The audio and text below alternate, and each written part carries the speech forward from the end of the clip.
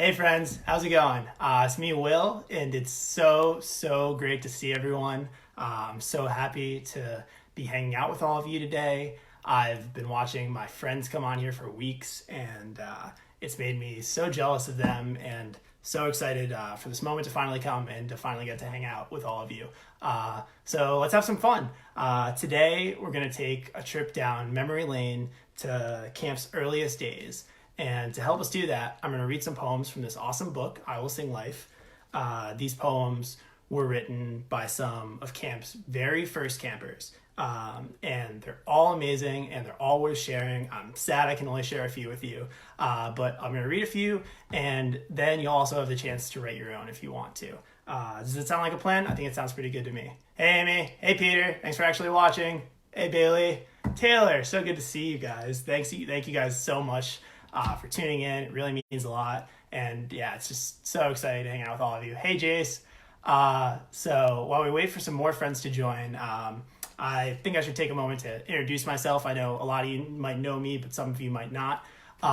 In case you missed it at the beginning, my name is Will, and I'm lucky enough to be a member of the hospital outreach team down in the birthplace of America, the land of Wawas and cheesesteaks, the city of brotherly love, Philadelphia.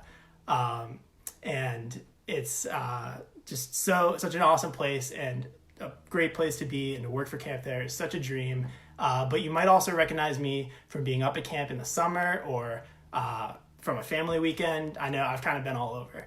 But as you might already know, or maybe you learned last week from watching our friends in New York who were so awesome and who I definitely think were a tough act to follow, the Hospital Outreach Program is this really awesome program. We call it HOP. I think that might be a little more fun to say. But it's an awesome program where we bring games, we bring fun crafts, and we bring lots of laughs, usually at my expense, right into the hospitals and into other clinical settings. Down at Philly Hop, we get to serve hospitals that are as far as almost 300 miles away from camp, which always blows my mind. But with us, that distance is really just a number. Not only are we the messengers who get to deliver camp's magic to all of our camp friends who we already have in Philadelphia, but we also get to spend a large part of our days bringing hole in the wall, bringing camp to people for the very first time. It's a huge honor. It's something that I know personally I'll never get sick of. And maybe it's something that, I'm doing right now. Maybe you're tuning in and you aren't familiar with hole in the wall and you've never heard it before. Thanks for the comments on the poster. If anyone knows what movie that's from, I'll be very impressed. Hey, Jesse. Hey, Steph. So I know I keep talking about camp magic. And before we dive into the poetry, I thought I'd help us get into a reflective mood by taking a look back at some of my camp mementos. I like to have them all in one place so I know exactly where everything is and I know where to find it if I, just find myself needing some camp love. So, like I said, I keep it in one place. I keep it in this very creatively labeled box. That way, nothing gets lost. I always know where it is. Do you guys keep your camp stuff in one place where you can always find it? Or maybe if you've never been to camp, do you have a place where all your mementos, all your keepsakes are, someplace that, things will never get misplaced or lost? If you do, let me know in the comments because I'd love to hear about it. Maybe it's a little sturdier than a cardboard box. But while you think about it, let's see what I got in here. Got an old cabin award. For those of you who aren't familiar, at the end of each week at camp, everyone in a cabin gets an award. So this is when I was in the purple unit. And I think it was from like 3 or 4 years ago that week. I don't know if you guys can read it, even though this handwriting is much better than mine. But that week I got the Commander-in-Chief Award. I don't really remember why I got it, but hey, I'll take it. Let's see what else I have. I have some cool stuff from some other different unit colors. This is also from the purple unit. Do you guys have a favorite unit color? Or this, I know you guys can't read it, but this has all the red unit cheers written on it. Do you have a favorite unit cheer? I know that my favorite cheer is the Be Incredible cheer. And I laugh because I'm actually really, really bad at leading the cheer. To lead the cheer, you have to, I'll let you in on a little secret. To lead the cheer, you have to like clap in rhythm to a beat, and I am terrible at clapping.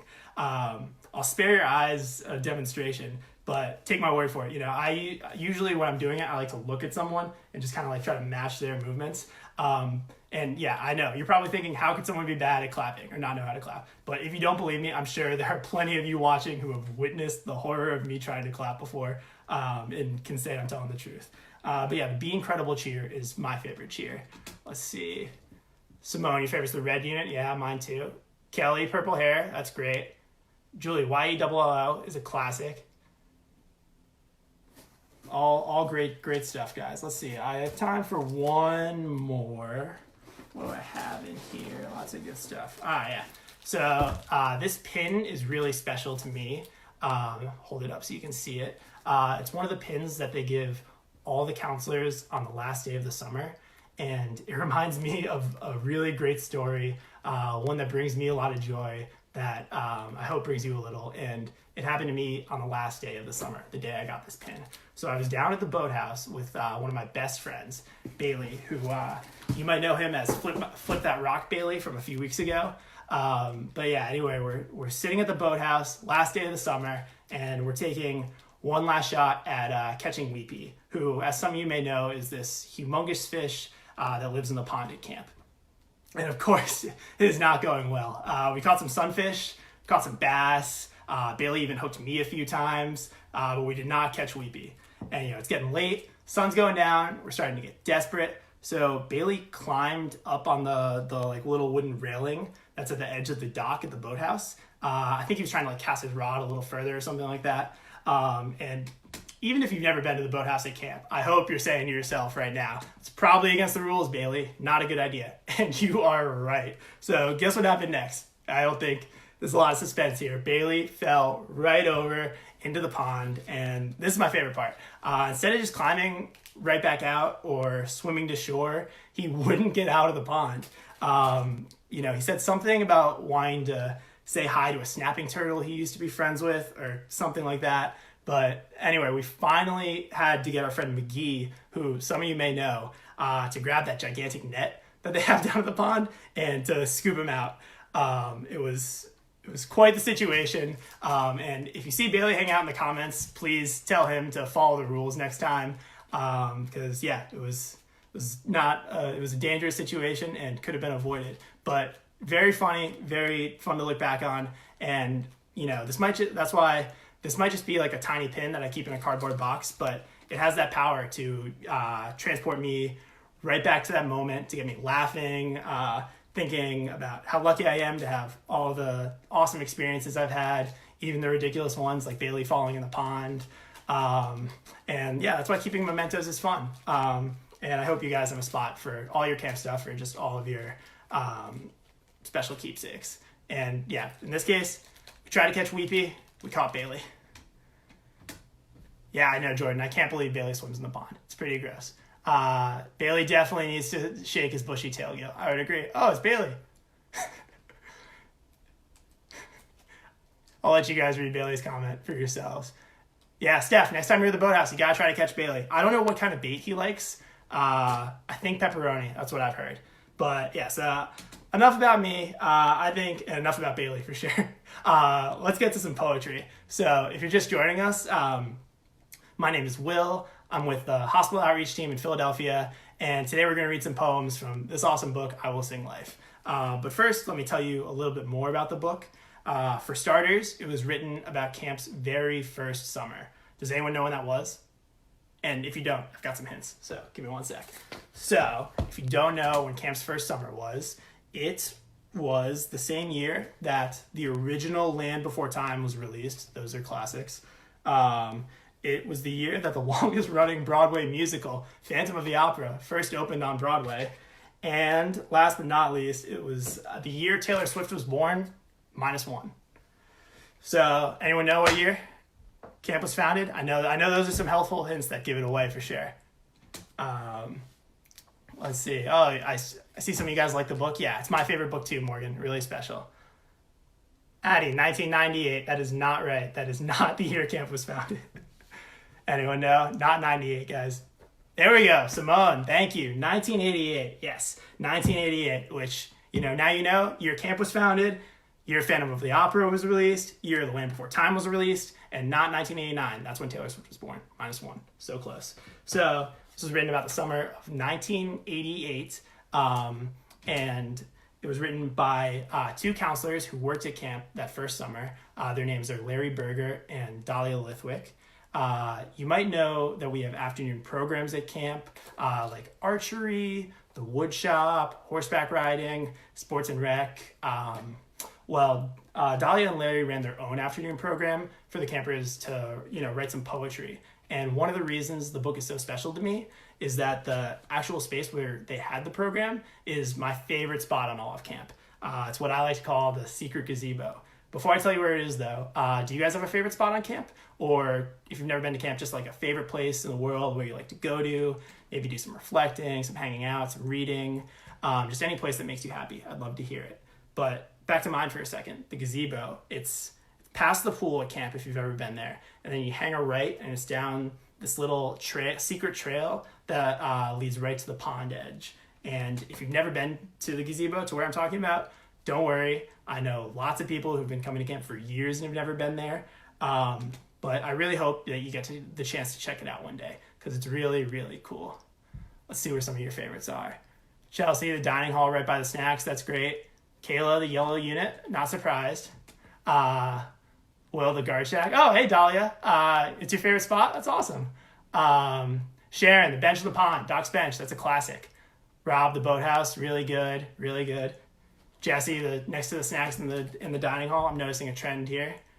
Those are all really great answers, guys. It's cool how there's so many different places that people at camp can go and just find a nice space to just kick back, relax, and enjoy all the magic of camp. So the book follows the lives of 7 campers, both like when they're at camp in the summer and then back home. And a lot has changed about camp since this was first written, but a lot has stayed the same.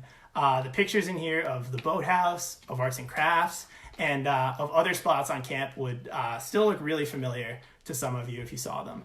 And not everything is the same, though. Camp used to have a pig, apparently. I know nothing about that, but if anyone watching can shed some light on the pig that used to live at camp, I'm sure there are lots of people who would love to know. Morgan, you like pulling through the front gate? Yeah, that's great. Especially like on a nice sunny day. Oh, Gil, it was called Words on the Lake. Okay, Words on the Lake with Dahlia and Larry. That's awesome to know. I've always wanted that. Camp does have the best snacks, Morgan. What are some of your favorites? I'm a huge gummy bear guy. Or not gummy bear, the fruit gummies. I've eaten like 4 in one day before. Definitely not a good idea. Stick to like 1 or 2. But yeah, in the meantime, no more delays, I promise. Here comes the first poem. So I like to close my eyes when I listen to poems, just to like focus on the words, really just like be transported and be in the moment. But do whatever makes you happy and whatever you feel most comfortable doing. This poem is by a camper named Paul, and it's called I Walked in the Woods. So close your eyes, kick back, and enjoy. Give me 1 sec to track it down here. All right, so this is called I Walked in the Woods, and it's by Paul. I walked in the woods one day when a little ant started to say, "Get off me, you thoughtless human. Your foot is on my butt." Wow. Move over, Walt Whitman. Out of the way, Robert Frost. Paul the Camper is a poem about nature to just blow those guys out of the water. This poem, it's funny, but it also gets me thinking. If you were an ant and you were staring up at a big, gigantic human, what do you think you would say? And while you ponder that, feel free to comment and share it if you feel comfortable. I'm going to reread the poem one more time in case you missed it or in case you need some more inspiration. So this is called I Walked in the Woods by a camper named Paul. I walked in the woods one day when a little ant started to say, "Get off me, you thoughtless human. Your foot is on my butt." So now that I think about it, if I was an ant, little ant, staring up at a giant human, I guess it depends. Like, I feel like I'd be afraid they were going to step on me, so maybe I'd say something like, pick on someone your own size. But yeah, what do you think you guys would say? Emma, please don't squish me. That's a valid answer. You gotta set the ground rules. Yeah, Bailey, this is a great poem. Definitely reminds me of Emily Dickinson. Yeah, but it's something to think about. I think Paul does a really great job. I really feel like I'm there. Hey, Krusty, how's it going? Good to see you. Ouch, Lori, yeah. Very valid. Hopefully they wouldn't step on you, though. But even if it is, it seems like this is a really strong ant who's kind of like pushing the person off. So good for them. So let's see. Now I have another awesome poem that I want to share with you guys. This is by a camper named Adam. Like I said before, these are all my favorite poems, but this one really does stand out. I believe Adam wrote it when he was around 7, and he's still a really great friend of Camp's, which I think is so cool. I think it's a great reminder that your involvement with camp doesn't come to an end when your time when your time as a camper ends. There's plenty of ways to stay connected, to stay involved, and yeah, this is a really awesome poem. So close your eyes, kick back, and listen to "The Way You Change Things" by Adam. If I am alone, there is a clear and empty blank sky. If I am with you, I see blinking, shining, beautiful stars in my heart. When I am alone in the forest, I see only woods. But when I am with you, I see nature. Last night, you looked like a dancing violet in the wind. That's really cool. The poem always gets me thinking about like who's someone in your life who helps you appreciate the little things. Someone who, like the poem says, helps you appreciate nature where before you might have only seen the woods. Feel free to share in the comments if you feel comfortable, if anyone comes to mind. But to answer that question for myself, someone who jumps out to me is my good friend Patsy. And I'm sure everyone watching who knows her would agree with this. She's like a spotlight on a stage that has this remarkable ability to just find you wherever you are and to brighten you up. And it's something that I'm forever grateful for. But while you all think of who that person for yourselves might be, I'm going to read it one more time for you. So let's find it again. This is "The Way You Change Things" by Adam. If I am alone, there is a clear and empty blank sky. If I am with you, I see blinking, shining, beautiful stars in my heart. When I am alone in the forest, I see only woods. But when I'm with you, I see nature. Last night, you looked like a dancing violet in the wind. Rob, your mom's that special person for you. That's awesome to hear. Kayla, it is a really beautiful poem. I agree. Seeing some shout outs for Patsy.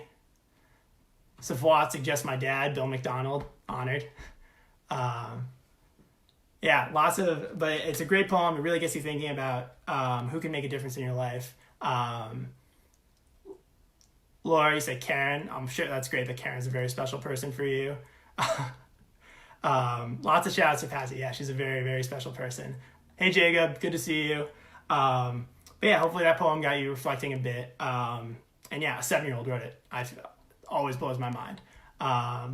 And yeah, it's really, really special. And to kind of keep with the theme of 7-year-olds who have wisdom that is way beyond their years, I'm going to read another poem. And this one really, other than that, needs no introduction. It's really great. So this is called Wish Poem. And it's by a camper named Sean. Wish Poem. If I could have 3 wishes, I would wish that there was no polluting. I would wish that there were no weapons. I would wish to have $500, and I would give each of my $100 to my sister, my brother, my mom, my dad, and Lee. Wow. When I read that, I think my mind immediately goes to how awesome it was that all of Sean's wishes were to either help others or to help society. Sean was also really ahead of his time. I mean, like, no polluting. Right on, man. But now that you guys see how it's done, I think it'd be fun if we wrote our own poems. So grab a pen if you have one. If you just want to type it or type it in the comments, feel free to do that. I'm seeing some other shout outs.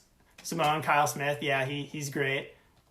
Gil, yeah, snaps for Sean. He's really, really cool. So now to write our own poem, you guys heard it, but here I'll show you what the format's going to look like. And one of my friends is going to comment this in the comment section too, if you can't read it very well. So to write your own poem, starts like this: if I could have 3 wishes, and then you're going to say your 3 wishes, And then make sure your third wish is something that you give to others. So that your last line, hey Pendo, how's it going? Your last line is about who you would give that third wish to. So there, yeah, I see the wish poem template right there. So feel free to follow that. If you want to share it after you've written it in the comments, that'd be really awesome. If it seems pretty daunting and like this is too much for you, just share your third wish and who you would give it to. Hey Neil, how's it going? But yeah, I think this could be fun. Do some nice mid-afternoon reflecting about what you do if you had 3 wishes. And while you're doing that, I'll read Sean's poem for you one last time, so you can hear what he wished for and maybe get some inspiration for your own wishes. So this is Sean's poem again. Wish poem. If I could have 3 wishes, I would wish that there was no polluting. I would wish that there were no weapons. I would wish to have $500. I would give each of my $100 to my sister, my brother, my dad, my mom, and Lee. Let's see here. Rob, you wish for your nephew to grow up to be able to overcome your fears? Yeah, that's a really great wish. Hey, Kyle, good to see you. I think I would wish for my third wish, something that I want to give to others. I would wish, especially right now, I would wish to have kind of like how Sean divided up the $500 into 5 ways. I would wish to have a bunch of flowers that I could send to all my friends and my family who I'm apart from right now. I think spring is like a really good time to give flowers as a gift. And I think there's nothing better than opening your door and seeing that someone sent you flowers. So I think that's what I would wish for. Emma, you would wish to catch Weepy. That's what Bailey and I wished for, and it still didn't happen, but maybe you'd have a little more luck than we did. Addie, you would wish for a wallet to give to your other friend, Will. Yeah, that's good. He does love that Velcro wallet, but maybe time for a new one. Rob, thank you. Very nice. Michelle, wishing for our little ones to grow up in a safer world. I think Sean would definitely approve of that one. That's a really great wish. But yeah, hopefully you guys take a chance to write a poem of your own or just to think back on what you would wish for. Yeah, Sean, he's a really, really cool guy. And that's a really great poem. But everyone, thanks for sticking with me. It's been such a pleasure. And I'm going to take us out with one last poem. This one is by a teenager named Tina, and it's about something I mentioned before, and that is the last day of the summer at camp. So give me 1 second to find it. All right. And this poem doesn't have a title, which really makes it deeper. So it's an untitled poem. It's by a camper named Tina. Off on the wings of cold winter winds, the sounds of splashing from the children in the pool disappear. The cabin's finally cleaned and the meds finally stopped. As the cars with the last counselors finally leave, camp starts its long wait in silence. It will sit alone through the snow and the wind, waiting to be awakened by the laughter of the children come summer. I think I probably read that 30 to 50 times. And each time I read it, I still get chills. It's such a great poem. But I think Tina would be really happy to know, and she never could have imagined that today camp never sits alone. We've got family weekends, we've got camp out, we've got hop. Even in tough times like right now, myself and everyone else who has the privilege of wearing the bandit still gets to hang out with you and bring the magic of camp to you. So the spirit of camp never really sleeps. But as for the actual physical place, like Tina said, all it takes is just a little laughter from some children to wake it up. So whenever that day comes again, you guys bring the laughter, we'll bring some camp love, and it'll be a great time for sure. Thank you so much for tuning in today. It was so great to see all of you. You guys have made my week, made my month. Please make sure you come back tomorrow right here at 3:30 to see my friend Simone. She's got some delicious s'mores mug cakes that are getting me hungry just thinking about them. So tune in here to learn how to make those. Until our paths cross again, please stay safe, wash your hands. I care about you all immensely. And like the sign at the front gate of camp says, happy trails to you. Take care, everyone, and go Phillies.